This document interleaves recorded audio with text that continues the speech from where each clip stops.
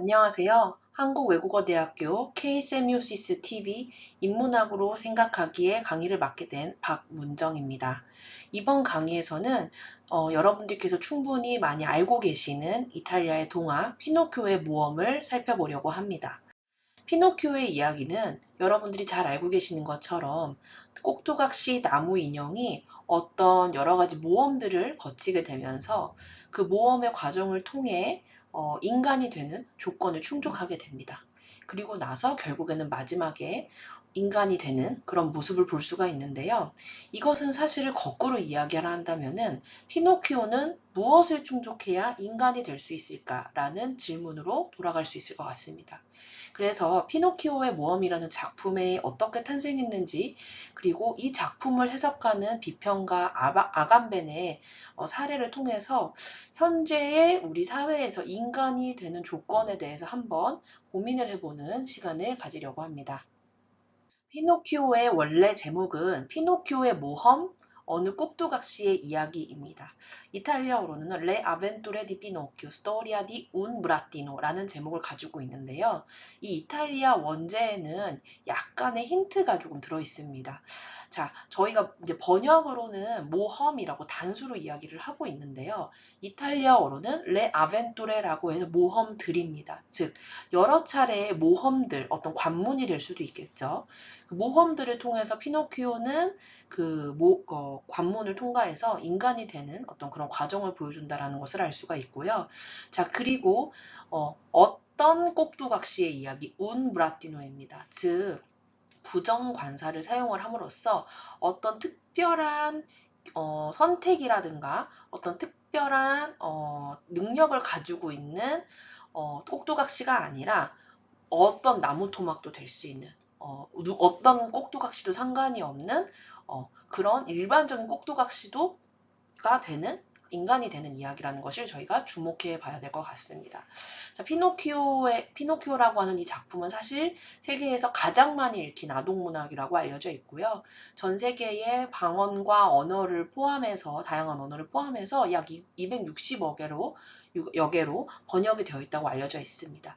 그리고 사실 이 동화는 이탈리아를 상징하는 동화이기도 합니다. 그렇기 때문에 프레촐린이라고 하는 미래주의자는 피노키오의 아름다움이 이해되면 이탈리아가 이해될 것이라는 말을 남기기도 하였습니다.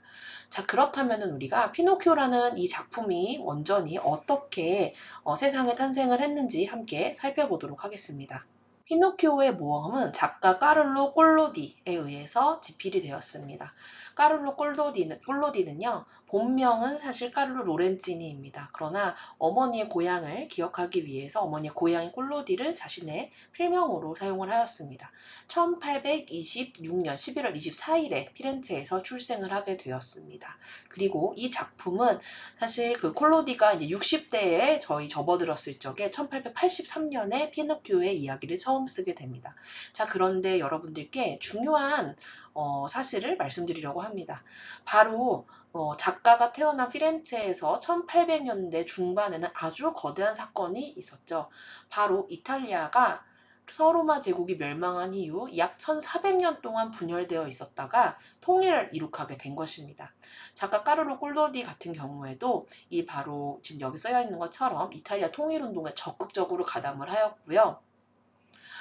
이탈리아 통일을 하기 위해서는 이런 형태로 국가를 만들어줘야 된다, 저런 형태로 국가를 만들어줘야 된다는 여러 가지 정치 체제에 대한 의견이 갈리기도 하였지만 꼴로디는 그 무엇보다도 가장 중요한 것은 본인은 마치니 옹호주의자이긴 하였지만 무조건 통일을 하는 것이 가장 우선 과제다라고 이야기했었던 작가이자 지식인이었습니다. 자, 바로 1861년에 이탈리아는 통일을 하게 되고요. 피렌체는 토리노에서 처음 통일을 하고 나서는 수도가 이제 토리노였었는데요. 이후에 피렌체에서 약 7년 정도 동안 수도를 피렌체가 하게 됩니다. 이 시기에 콜로디가 피렌체에 있었다라는 건 상당히 저희가 인상 깊게 봐야 되는 부분이라고 생각을 할 수 있겠습니다. 자, 그러다 보니 통일된 이탈리아를 만들고 싶었던 그 콜로디의 사상과 그리고 통일 이탈리아를 건설해서 근대인, 즉, 더 이상 신민이 아닌 시민, 국민, 즉, 근대 국가의 국민이 되기 위한 이탈리아 사람들을 이탈리아 국민으로 만들기 위한 여러 프로젝트의 일환으로서 사실은 피노키오의 모험을 저희가 읽을 수 있다고 볼 수가 있습니다. 자, 피노키오의 모험의 시작을 보시게 되면은요, 처음에 사실은 콜로디가 도박빚을 갚기 위해서 이 신문에 어린이들을 위한 신문에 글을 보내게 됩니다. 어린이들을 위한 신문을 발간을 하게 된 당시에 작가의 친구이자 편집장이었던 페르디난도 마르티니가 추천한 창간호의 어느 꼭두각시 인형 이야기라고 하는 에피소드를 3장을 보내게 됩니다. 콜로디는 사실은 처음에 이 피노키오를 시작할 적에는 어떤 처음부터 끝까지 구성을 짜서 짜임새 있게 이야기를 진행을 했다기보다는 창간호에 실어야 되는 이야기를 만들기 위해서 도박빚을 갚기 위해서 이 작품을 처음에 시작을 했다라고 할 수가 있습니다. 그러면서 처음에 이 시작 부분을 보내면서 좀 유치하긴 하지만 너가 마음에 든다면 실어라. 하지만 어쨌든 인쇄비는 꼭 받았으면 좋겠다라고 하면서 바로 이 엄청난 이야기가 시작이 됐다라는 것은 재미있는 에피소드로 저희가 기억할 수 있을 것 같습니다. 자, 여기서 시작된 피노키오 이야기는 이후에 엄청나는 팬들을 만들기 시작을 했고요. 따라서 저희가 알고 있는 것처럼 많은 이제 피노키오의 모험들을 통해서 마무리가 되는 여정을 보여줬다라고 할 수가 있습니다. 그리고 이후에 사실은 처음부터 이거를 구성을 쫙 해서 만든 것들이 아니기 때문에 조금 이제 그 말이 안 되는 부분이라든가 좀 빈약한 부분들을 보완을 해서 저희가 알고 있는 한 권의 동화책 피노키오의 모험이라고 하는 한 권의 책으로 나오게 되고 그 책이 바로 지금 전 세계에 번역이 되면서 사랑을 받게 되었다라고 보시면 될 것 같습니다. 자, 저희가 이제 보려고 하는 것은 바로 뭐냐면은 피노키오가 어떻게 탄생을 하였는지, 그 다음에 작가가 더 이상 예전 중세시대의 신민이라든가 그런 형태가 아니라 통일된 국가에서 근대 국가를 만들고 근대 국가 시민으로서의 살아야 된다라는 어떤 사명감을 가지고 정치적인 활동도 했고 또 작가로서의 활동을 했던 콜로디가 바로 피노키오의 모험을 만들었다라는 것은 사실상 저희에게 하나의 메시지를 주는 것 같습니다. 그것은 무엇이냐면은 근대국가 시민이라면은 의무와 권리가 있죠.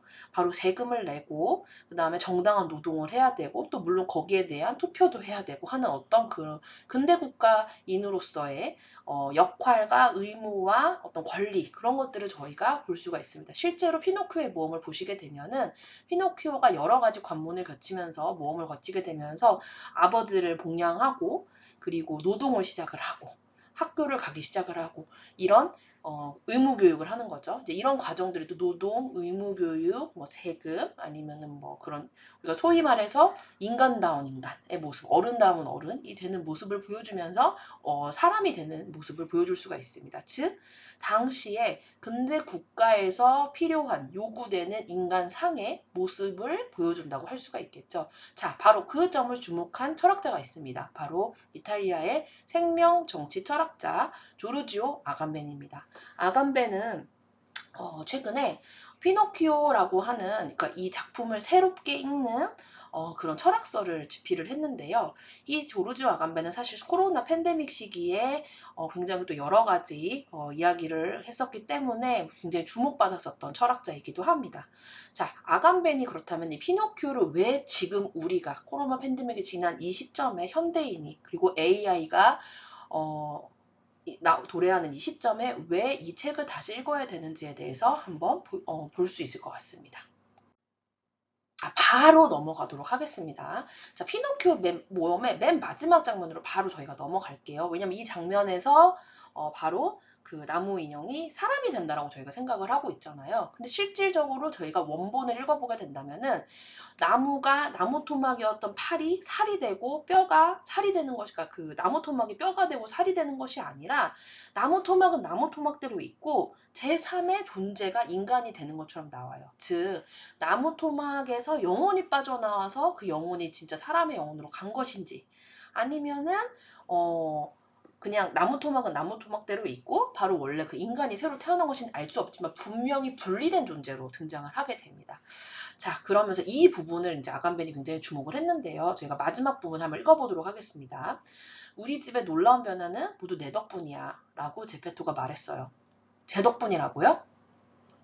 나쁜 아이가 착한 아이가 되면 가족들이 다시 웃게 된다는 미덕 때문이지. 그럼 오래된 나무 피노키오는 어디에 숨어 있어요? 저기에 있어. 제페토가 말했어요.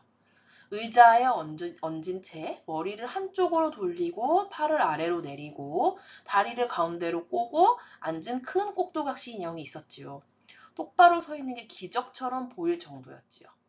피노키오는 고개를 돌려 인형을 바라보았고 잠시 바라본 후 크게 기뻐하며 속으로 크게 만족하며 말했어요.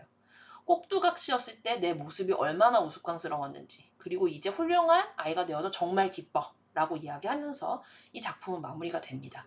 즉 저희가 마지막에서 보는 것처럼 사실 정말로 그 나무 토막이 그 나무로 된 팔이나 다리가 피가 흐르는 뼈와 살이 되는 사람이 되는 것이 아니라 둘은 분명히 분리되어 있는 존재라는 것을 확인할 수가 있고, 바로 아간베는 이 부분에 주목을 하였습니다.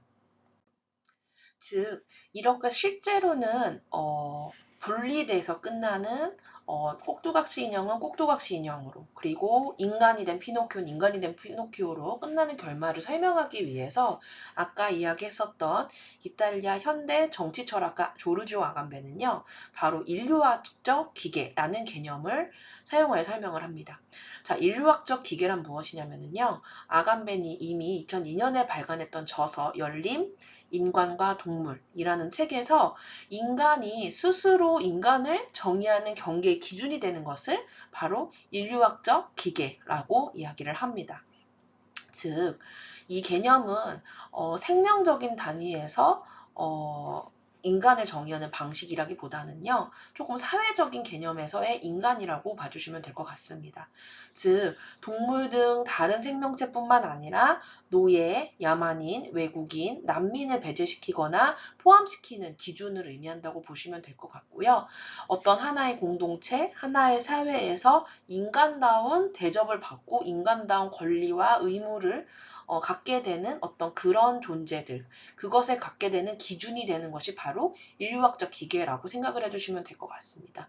우리는 역사 속에서 종교라든가 아니면 정치 이데올로기라든가 아니면 국적이라든가 인종이라든가 뭐 이런 여러 가지 것들에 의해서 인류학적 기계가 작동이 됐었던 것들을 우리가 기억을 해볼 수가 있을 것 같습니다. 자, 근데 아간벤이 주목을 하는 것은 무엇이냐면요, 바로 이 피노키오의 동화에서, 원작에서, 꼭두각시 인형의 동화에서는 잘 작동하던 이 기계가 매번 가로막히고 방해받는다라는 것을 주목합니다. 즉 원래 피노키오라고 하는 것은 나무 토막에서 시작이 되었죠. 그 나무 토막이 상징하는 것은 무엇일까요? 바로 동물, 더 나아가 동물과 야생, 그쵸? 나무 토막이라고 하는 식물, 즉 야생이라고 볼 수가 있는데요. 그리고 사실 중간에 피노키오는 또 동물이 되기도 합니다. 당나귀를 변신하는 장면이 있기도 하죠. 자, 그래서 사실은 인류학적 기계라고 볼 수가 있는데, 즉 지금 이 작품이 쓰여졌던 시기인 이탈리아 통일기에 요구되었었던 인간다움, 즉 근대 국가의 시민이라고 하는 그 요건을 충족하기 위한 것들을 보여주는 과정이다라고 아까 말씀을 드렸었는데요. 바로 그 인간다운 인간이 되기 위해서 하는 여러 가지 과정들이 사실은 피노키오의 여정은 이 원래 태어났을 적에 그 식물이라고 하는 야생이라고 하는 그 본성이 정지된 상태에서 우리에게 이름은 더 이상 없고 더는 동물도 인간도 아닌 나무와 야생의 무언가로 자연과 인간을 갈라놓고 나누는 것을 행복이라고 암시한다고 이야기를 하고 있습니다. 다시 얘기해서 마지막에 결국 나무 토막이 인간이 된 적은 없습니다. 나무 토막은 나무로 남아 있습니다. 그리고 우리가 꾸준히 이 서사를 가지고 왔었던 이 피노키오라고 하는 어떤 존재는 인간은 인간으로 남아있는 것이죠. 즉 본성이 원래 야생이었다라고 하는 본성이 바뀐 적은 없다. 원래 것으로 상호 정지된 상태에서 두 본성은 각자 존재하고 있었고 그것이 행복이라고 암시를 합니다. 즉, 책 전반에 걸쳐서 등장하는 부지런한 귀뚜라미, 그 다음에 아버지, 요정들, 그리고 지치지도 않고 계속 함께하고자 한 노력과 꼭두각시와 그러니까 소년, 이 두 본성 사이에는 연결고리가 사실은 없었다. 마치 연결고리가 있다라고, 그리고 나무 토막이 마치 사람이 됐다라고 우리는 착각을 하게 되지만 한낱 꿈처럼 느끼게 되지만 사실은 연결고리가 없다라는 것을 아간베는 주목을 하게 됩니다. 즉 이들은 결국 옆방이라고 마지막 장면에 나와 있죠. 옆방에서 각자 자신이 속한 곳에서 희미하지만 서로의 존재를 인지하면서 평화롭게 자기 자신으로 존재하는 것이 원작의 내용이다라고 아간베는 주목을 하고 있습니다. 아간베는 바로 이 인류학적 기계는 작동이 된 적이 없다라고 이야기를 하는 것입니다.